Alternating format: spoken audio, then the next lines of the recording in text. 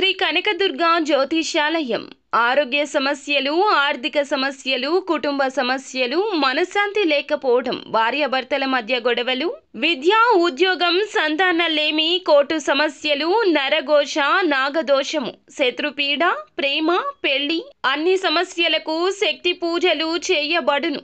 ఇంకా ఎటువంటి గుప్త సమస్యలకైనా 100% 3 రోజుల్లోనే ఫోన్ ద్వారా పరిష్కారం చేయబడును.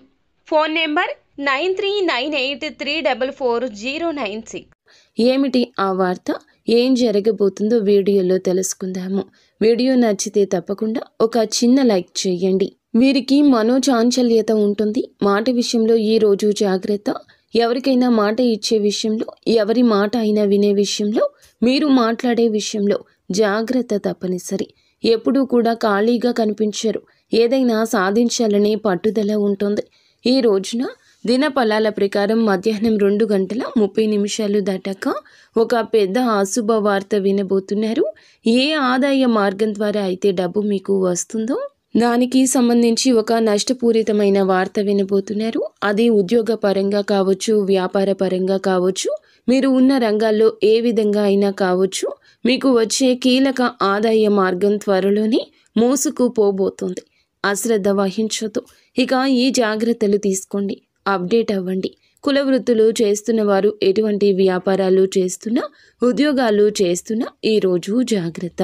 ధనం విషయంలో పెట్టుబడుల సలహాలు కూడా పాటించొద్దు. ₹1 పెట్టినా అది నష్టం కిందకే జమ అయిపోతుంది. లక్ష్మీదేవి అనుకూలత లేదండి. కావున డబ్బు విషయంలో అప్రమత్తంగా ఉండండి.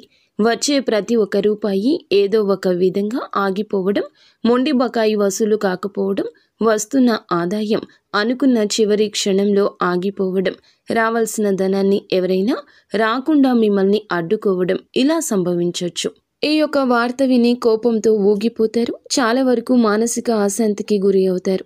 ఈ రోజున ఈ రాశి జాతకులు ఏ రంగంలో ఉన్నా ఇలా వస్తుంది అని కాదండి, కొంతమందికి ఇలా అననుకూలత ఉంది. మిగిలిన అంశాలు మిశ్రమంగా ఉన్నాయి. వ్యాపారస్తులకు కొంచెం ఎక్కువగానే ఫలితం ఉంది. ఒక కీలక ఆలోచన చేసి అమలు విషయంలో కాస్తంత జాప్యం చేస్తారు.